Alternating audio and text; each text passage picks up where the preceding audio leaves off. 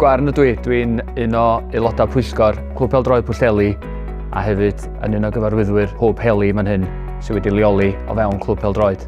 Mae hon wedi bod yn brosiect sydd wedi cychwyn blynyddoedd lawer yn ôl, ond sydd bellach wedi golygu bod ni hefo cartra i'n Clwb Pêl-droed, ond hefyd efo calon i'n cymuned yma yn Pwllheli.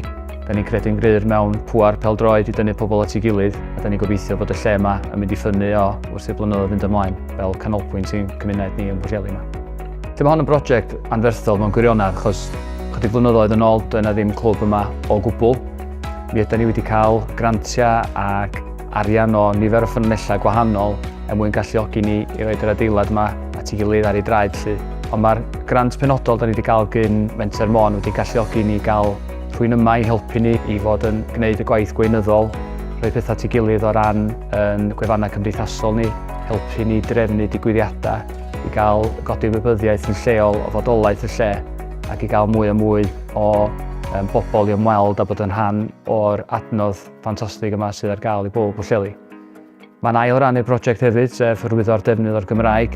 Bod Pwllheli'n un o gadarnleoedd y Gymraeg mae'n debyg yng Nghymru, mi ydyn ni yn awyddus i gadarnhau felly da ni wedi bod yn gweithio'n galad i fod yn gwella y defnydd ni o Gymraeg. Mae'n chwaraewyr ni'r cyntaf trwy Gymru fod efo Cymraeg yn gyntaf ar ei kit chwarae lle.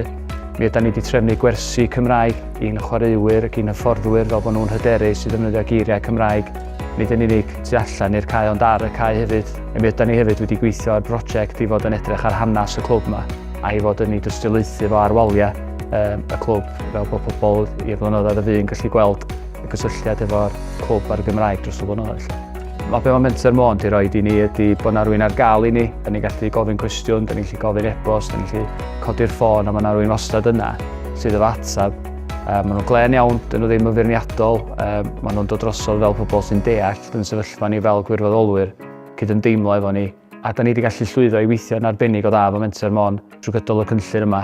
A gobeithio fydd yna sawl cynllun arall efo ni gallu cydweithio efo Menter i'r dyfodol.